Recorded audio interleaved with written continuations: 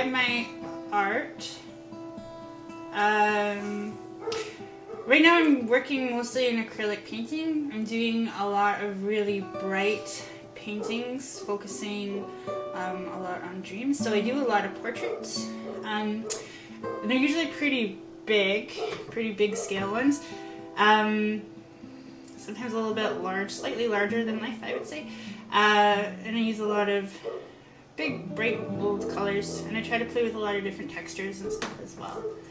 To go more in depth about it, right now the work that I've been doing lately is for this series called Dream Bodies. So I've been painting these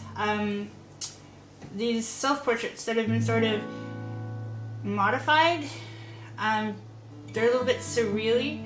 I'm trying to include a lot of nature elements into them and a lot of, I guess, sort of dreamlike aspects to it. The idea is sort of, I'm trying to explore this idea that when we are asleep, like when we're dreaming, when we have these dreams, we can explore these feelings and these urges that we have that we can't normally explore or react to when we're awake. So, like, if you're feeling feelings of, like, anxiety or anger, normally as people that have signed this societal contract, we can't just, like, explode on people and, like, get our rage out.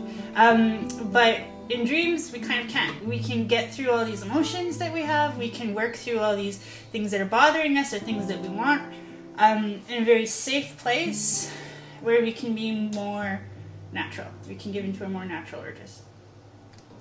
In a way, lots of my painting and a lot of the art that I've been doing, especially in the past few years, has been inspired by dreams, but not exactly in this sort of literal way.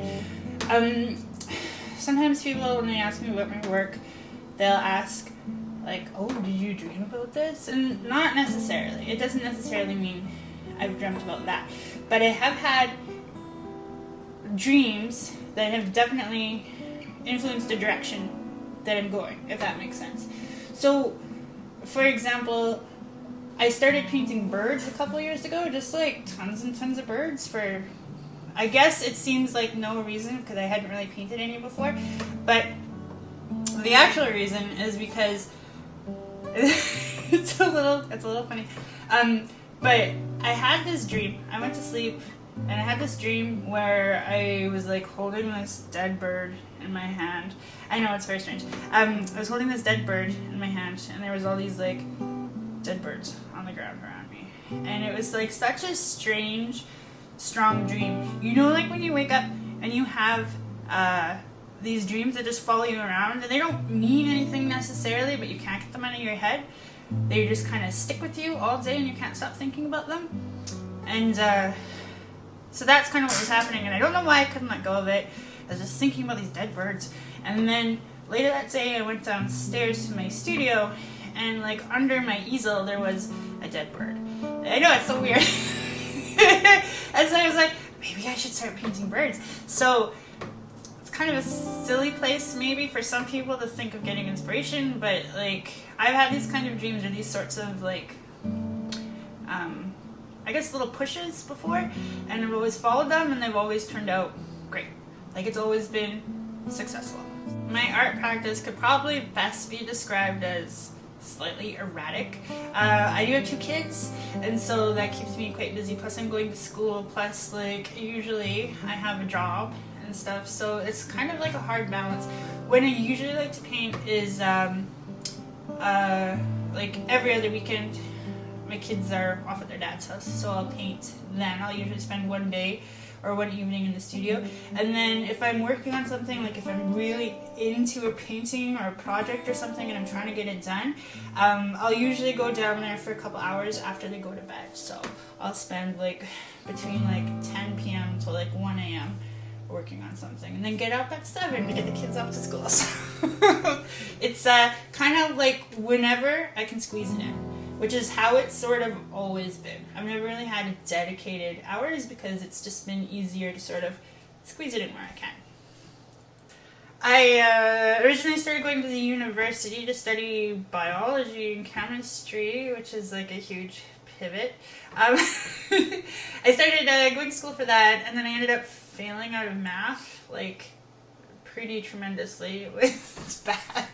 So I failed math a few times, and then I was like, okay, I don't need to do this anymore. I'm going to go be, this is really silly, I'm going to go be an RCMP officer.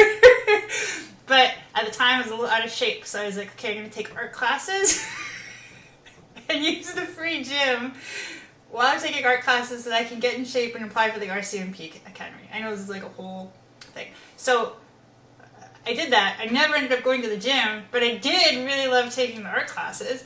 And so I'd always had sort of like a lean towards art. I loved art in high school. I loved drawing since I was a kid. When I was like 5 years old, I said I wanted to be an artist when I grew up. But, you know, life tells you not to. So I found a different path. But yeah, so I started taking these art classes through the university while I was like preparing to go to the RCMP. And I just really liked it, and then I kept taking them, and then I switched my major, and I actually graduated from the University of Regina in 2010 with a degree in ceramics. So I do have a ceramic studio downstairs as well, but it's sort of boxed away because of some renovations that were going on. But I did get my degree in ceramics. And then the thing is, though, after you graduate with an arts degree, if you don't keep doing art, like, it's kind of useless, as like harsh as that is to say. But like, some of the best advice I ever got was from a waitress / actress, and she told me that working actors get work. And so I applied that to my life. Working artists get work, so you have to keep working. And I thought, well, I can't do ceramics in this tiny little apartment that we used to live in. It was like a very small grandmother's suite. And so I was like, but I still want to make art. So I switched to doing painting. I taught myself how to paint. I didn't take any painting classes in the university because they were too hard. I bought some cheap acrylic paints, some canvas boards and stuff, and I taught myself how to paint through YouTube. And I first started just painting like just little things for my family and whatever. And I got actually really into making these large abstract, kind of like mandalas, but these sort of like large abstract doodly sort of paintings. And then I decided, what's the hardest thing that you could paint? And I decided that was portraits. And so I thought, I'm just going to teach myself portraits, because I figured once I figured out how to do the hardest thing, everything else should be easy. And it's not true. It's very not true. You can't, it doesn't make much of a difference. If you can't draw a horse, you'll never be able to draw a horse unless you practice. So that was that. So I started doing portraits, and I really liked the challenge of it, and I really liked experimenting with it. And so I've been working with that probably, I guess, since my son was born. So maybe for the last 7 years or so, I've been working in that. In the future, I would like to go back to school. Actually, I sort of kind of go back every once in a while and take a class or two, just to kind of stay up to date and to kind of get feedback from my art, which is really hard to do when you're when you're out of school and when you're like learning. You don't have those resources that you have at the school that tells you like where you suck and where you can get better and all that sort of stuff. So I take classes every once in a while to kind of help me out there. And what I'd like to do, though, is go back to school and get my master's, because I really like talking to people about art, not necessarily just my own art, but just like art in general. I love teaching people, which I never thought I would like. That was a huge surprise to find out that I liked teaching. I love helping people create art. I've been like teaching people how to do paintings. Like, I used to teach paint nights for the longest time. I've taught like kids classes and stuff, and I just love the way when people are able to create something, like these little lights that go off in them. It feels really good to see it, and it feels really good to share something that I love with other people. So that's kind of my hope, is that I'll get another degree, and then I'll get to share more art with more people. Okay, so this piece is called Unearthed. It's acrylic and mixed media on board. It's got like a lot of little stuff kind of in there. There's tissue paper, and I used moss to kind of get some of these textures. So there's like real living dead plant stuff in there. The piece itself, on Earth is kind of a reflection on our bodies and our natural state of being. So when we die, of course we go back to the Earth, and things can grow out of us, but we're also from the Earth. We're made out of things that are part of the natural world. So it's just a little bit about this cycle of a lot of people I know have fears about dying, have fears about death, and it's really hard to kind of face those fears. But when you think about them, when you think about yourself as a piece, and like, not to be too cheesy, but like the circle of life, this a piece in this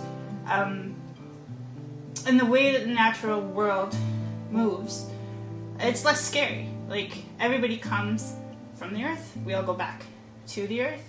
It's just more natural. So I kind of wanted to talk about a little bit about those fears of death and our bodies and that sort of thing.